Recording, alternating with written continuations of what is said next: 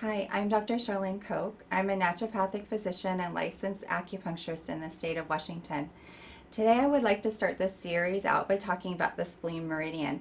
I chose the spleen meridian because I believe this is the meridian that has the biggest impact on your health that you have control over. So what I talk to you about today, there's some really basic things that you can put into practice today that you could see potentially some huge changes in your health. So what is a spleen meridian? Where is a spleen meridian? So it has 21 entry points. It starts at your big toe on the medial side or the inside of your big toe. It runs up your leg, up your thigh, through your abdomen. It connects to your stomach.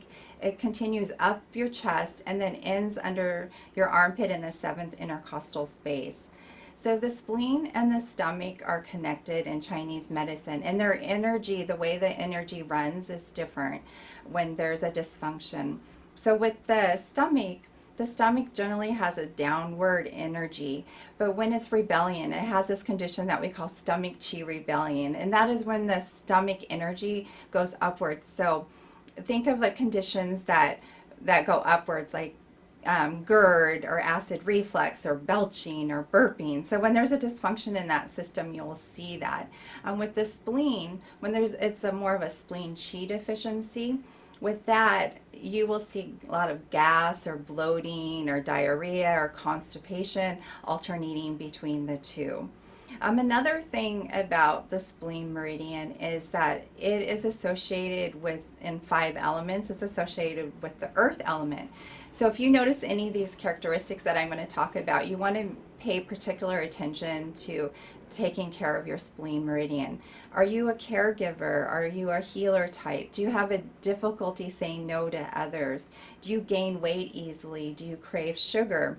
If any of those things, or even do you have a sing-songy kind of characteristic to your voice? If any of those characteristics really stand out for you, you want to really learn some of these self-care measures.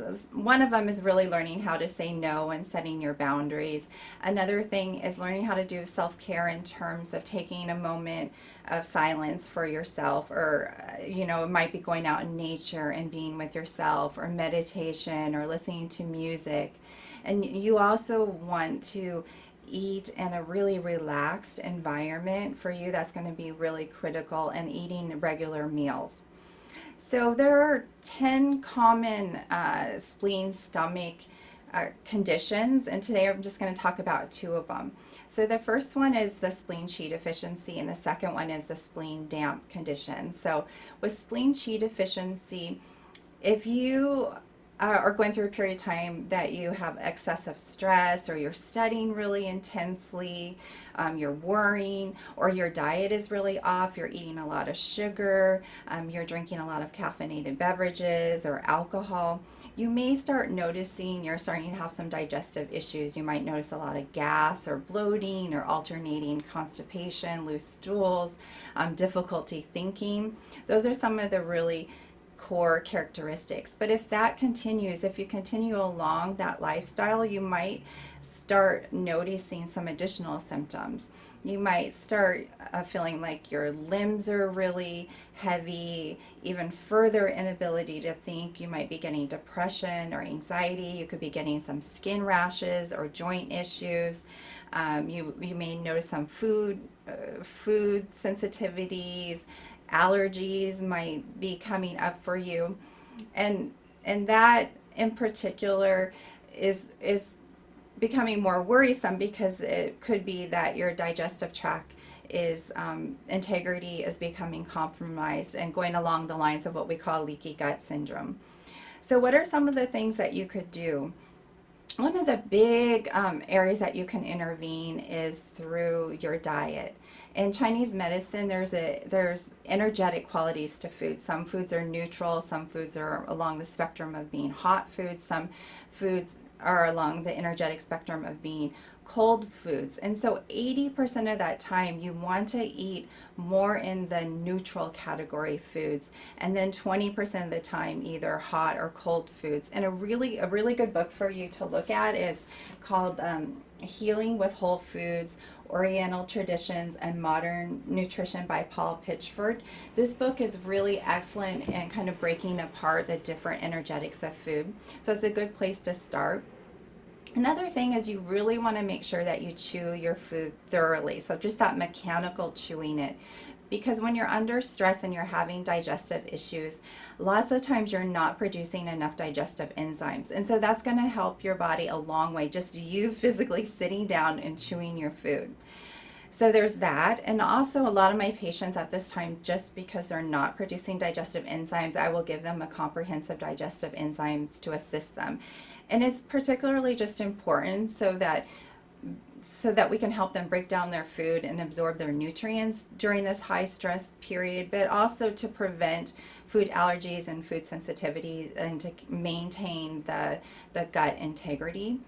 Another thing is a comprehensive probiotic. Probiotics are really good also in helping you break down your food, absorb your food, maintain the digestive tract lining. And you can also add some fiber. I would add it slowly, especially if you're someone who hasn't been having fiber in your diet. You want to kind of work your way up to 30 to 40 grams a day. But the fiber is going to help the bacteria thrive. Besides helping your body get rid of waste, binding the waste and getting it out of your system instead of it recirculating back into the system.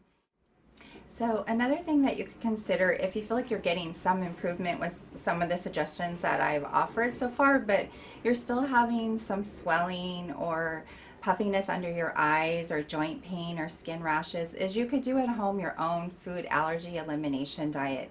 And how you do that is you eliminate the top food allergens such as dairy, eggs, wheat, and then anything that you've noticed yourself that you suspect that you might be allergic to.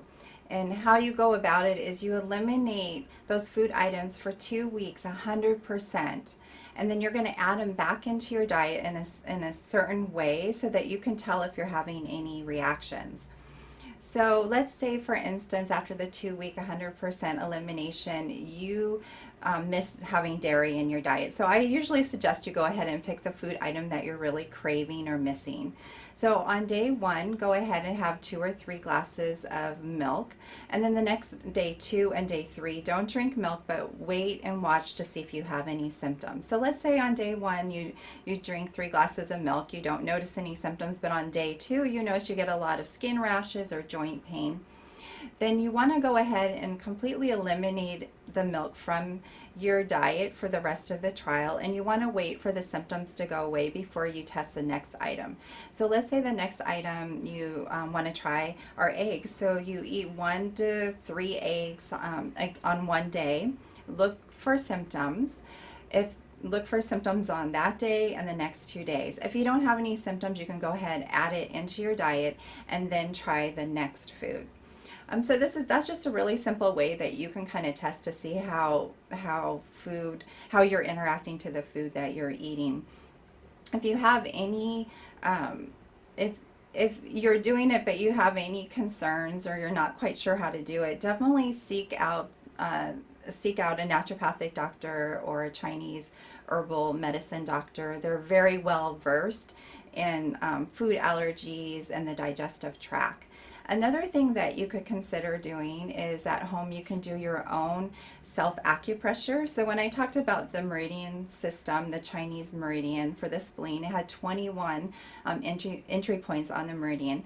There are some of the entry points along the arch of your foot, and so go ahead and rub your finger along the arch of your foot and find those tender spots. If you find a tender spot, just go ahead and press on it for 2 or 3 minutes, and that way you're actually strengthening and supporting your spleen and stomach function.